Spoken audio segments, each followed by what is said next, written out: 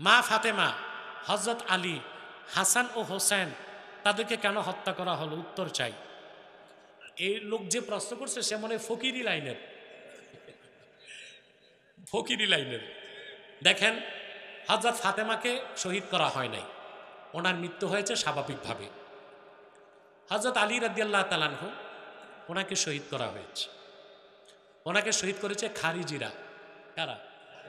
বাতিল ফেরকা, ইসলামের শত্রু। ইমাম হাসান রাদিয়াল্লাহু তাআলা আনহু আর হোসেন রাদিয়াল্লাহু তাআলা আনহু, ওনারা দুজন শহীদ হয়েছে। হযরত হাসান কেন শহীদ হইলেন? হযরত হাসানের শহীদে হাত ছিল কুখ্যাত নরাধম এজিদের। সে বিষ প্রয়োগে হযরত হাসানকে শহীদ করিয়েছিল এবং সে তার পিতা হযরত মুয়াবিয়াকেও বিষ প্রয়োগে হত্যা করেছিল। আর হযরত হোসেন রাদিয়াল্লাহু তাআলা আনহু যুদ্ধের ময়দানে আল্লাহর দিনের ঝান্ডা উড্ডীন করতে যে শাহাদাত বরণ করেছে। এক্ষেত্রে আহলুস সুন্নাহ ওয়াল জামাতের ইতিহাস ও মতকে মানতে হবে, শিয়াদের মিথ্যা ইতিহাস মানার সুযোগ নাই। রাসূল সাল্লাল্লাহু আলাইহি সাল্লামের আওলাদদের সাথে যারা বেয়াদবি করে এবং যারা তাদের মাহফিল বন্ধ করে দেয় ও তাদের এলাকায় আসতে দিতে চায় না, তাদের পরিণতি কি হবে? তাদের পরিণতি যে কি হয় তা তো দেখছেন। ভারত ও বাংলাদেশের যুদ্ধ কি আসন্ন? সাধারণ মানুষের করণীয় কি? গাজওয়ায়ে হিন্দ কি দেরি হবে নাকি? দেখেন, আপনারা ইতমিনান থাকেন, ভারত কখনো বাংলাদেশে সামরিক হস্তক্ষেপ করার সাহস রাখে না, বাংলাদেশকে ভয় পায়। তবে গাজওয়ায়ে হিন্দ যেটা, এটা হবে কিয়ামতের আগে। গাজওয়ায়ে হিন্দ যে মুসলমানরা করবে, হিন্দুস্তানকে বিজয় করে, এই দলটাই ইমাম মাহদির দলে আবার অংশগ্রহণ করবে। এবং গাজওয়ায়ে হিন্দে আপনারা আশাবাদী থাকুন, সবচেয়ে বেশি সৈন্য বাংলাদেশিরা হবে। প্রস্তুতি নেন।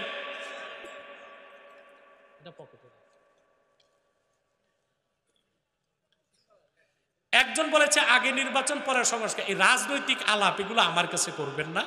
হ্যাঁ, আমি কোরআন সুন্নাহর আলোকে রাজনৈতিক সমাধান দেই, বুঝলেন? এগুলো তো নেতাদের কাজ, কাদের কাজ? তবে ব্যক্তিগত মত আমার হচ্ছে যে আগে প্রয়োজনীয় সংস্কার করে দ্রুত নির্বাচন, আর একেবারে সংস্কার না করে নির্বাচন দিলে আগে যা হয়েছে সামনেও তাই হবে। এখন প্রয়োজনীয় সংস্কারটা কোথায় কোথায় করবেন? প্রথম করতে হবে পাবলিক সার্ভিস কমিশনে। কোথায়? কারণ 64 ডিস্ট্রিক্টের ডিসিগুলো, এসপিগুলো নির্বাচন তো তারাই করবে, কথা বলে না। নির্বাচন কমিশনার কি প্রত্যেক জেলায় দৌড়াবে না এক জায়গায় থাকবে? তা নির্বাচন প্রত্যেক জেলায় পরিচালনা করবে কে? ডিসি। এখানে সংস্কার করতে হবে, ঠিক না? তারপর নির্বাচনের সুষ্ঠু নির্বাচনের জন্য কিছু সংস্কার আনতে হবে।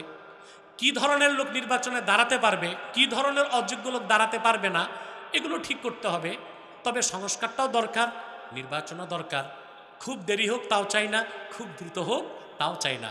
প্রয়োজনীয় সংস্কারের পর দ্রুত নির্বাচনটাই আমি পক্ষে, এতে দেশ নিরাপদ হয় দ্রুত।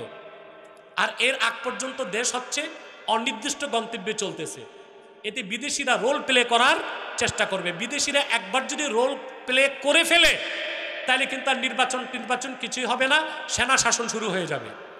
এটা আমি আগ থেকেই বলে আসতেছি, আজও বলছি, সামনেও বলবো। আর এগুলো আপনাদের দেশে যে বড় বড় রাজনীতিক পণ্ডিত আছে, টক শোতে বসে নসিহত খয়রাত করে, এদের কাছে প্রশ্ন করবেন। আহা, আবার প্রশ্ন।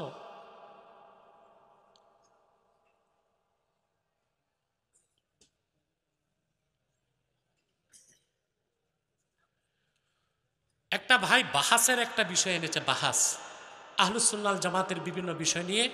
আপনি আমার সাথে ব্যক্তিগত দেখা করবেন, আমি আপনাকে বাহাসের সব নিয়মকানুন বলে দিব। যদি অন্য কেউ বসতে চায় আমার ছাত্ররা বসবে, আর শীর্ষ কেউ বসতে চায় আমি নিজে বসবো। হাসেম সাহেব কিছু বলবেন না? দোয়া করে দিব। কোথায় এটা? মজবের কান্দি তিতাস, 16ই জানুয়ারি আমি আসতেছি ইনশাল্লাহ, বাদে জোহর। চিনেন মজবের কান্দি? সাতানি ইউনিয়ন, যাওয়ার চেষ্টা করবেন জোহরের পরে। কোথায় এটা? কলাকান্দি, করুইকান্দিতে আসতেছি 18ই জানুয়ারি, এটা তো রাতের বেলা, রাতে আসবে ইনশাল্লাহ। আর বানিয়াপাড়ার মাহফিল কবে? 16 তারিখ। আমি ইনশাল্লাহ রাত 12টায় থাকবো, আপনারা যাবেন ইনশাল্লাহ। আপনি তো এমনিই যাবেন, আর আমার ভালোবাসা যাদের আছে বেশি করে যাবেন। নির্বাচিত তাফসির আমার লেখা প্রথম খণ্ড আছে, নিয়ে যাবেন। নির্বাচিত রব্বানা যালামনা আনফুসানা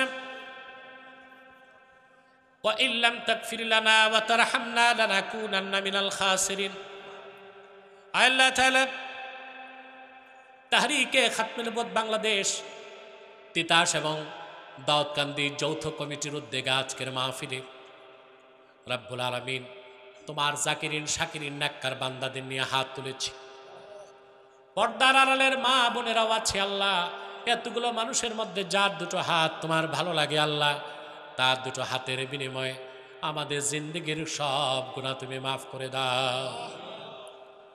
হৃদয়ের গভীর থেকে দোয়া করি আল্লাহ, তোমার আখিরি নবী, নবীগণের মাথার তাজ আমার নূর নবীজি মোহাম্মদ মুস্তাফা সাল্লাল্লাহু আলাইহি ওয়াসাল্লাম আজ থেকে ১৫০০ বছর আগে দুনিয়ার থেকে বিদায় নিয়েছেন। হায়াতুন নবী হিসেবে জান্নাতুল ফেরদৌস রওজা মুবারকে বিশ্রাম নিয়েছেন। আল্লাহ জীবনে একবার তোমার আখিরি নবী নূর নবীজি আমার মোহাম্মদ মুস্তাফা সাল্লাল্লাহু আলাইহি ওয়াসাল্লামের জান্নাতুল ফেরদৌস রওজা মুবারকে উপস্থিত হয়ে গো আল্লাহ তোমার হাবিবের নূরের কদমে দরুদ ও সালামের হাদিয়া দেবার আগে আল্লাহ তুমি ডাক দিও না। আল্লাহ তাআলা একবার বা একাধিকবার যারা সোনার মদিনায় নূরের মদিনায় যেতে পেরেছি আল্লাহ, জীবনে বারবার তোমার আখিরি নবী নূর নবীজি আমার মুহাম্মদ মুস্তাফা সাল্লাল্লাহু আলাইহি ওয়াসাল্লামের নূরের শহর মদিনাতুল মুনাওয়ারা জিয়ারতের জন্য তাদের কপালটা খুলে দাও।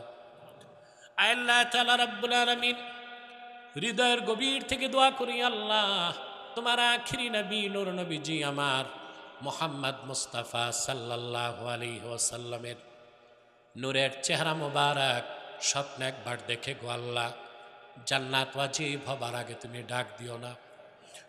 একবার বা একাধিকবার যারা তোমার আখিরি নবী নূর নবীজি আমার মুহাম্মদ মুস্তাফা সাল্লাল্লাহু আলাইহি ওয়াসাল্লামের নূরের চেহারা মোবারক স্বপ্নে দেখার সৌভাগ্য লাভ করেছে আল্লাহ, জীবনে বারবার দেখার জন্য তাদের কপালটা তুমি জান্নাতি কপাল বানায় দাও। আল্লাহ আমাদের অনেকের বাবা নাই, অনেকের মা নাই, অনেকের বাবা মা একজনও নাই। যত মানুষের বাবা মা দুনিয়ার থেকে বিদায় নিয়ে অন্ধকার কবরে চলে গেছে আল্লাহ, সকল মুসলমান বাবা মার কবরকে তুমি জান্নাতের বাগান বানায় দাও। রাব্বুল আলামিন আল্লাহ তাআলা এই মাহফিলের জন্য যারা ধন দিয়েছে, মন দিয়ে খেটেছে, গরিপুর বাজারের ব্যবসায়ী যারা এগিয়ে এসেছে, সকলের ধন মনকে কবুল করে আল্লাহ এই মাহফিলটা আমাদের সবার জন্যে নাজাতের জরিয়া বানায় দাও। আল্লাহ তাআলা পর্দার আড়ালে আমার যে মা বোনরা বসে আছেন, অবলা সরলা সতীমা সাধ্বী মা বোনদের মনের দুঃখ কষ্ট দূর করে তাদের প্রত্যেককে একটি সোনার সংসার তুমি হাদিয়া করে দাও। আল্লাহ তাআলা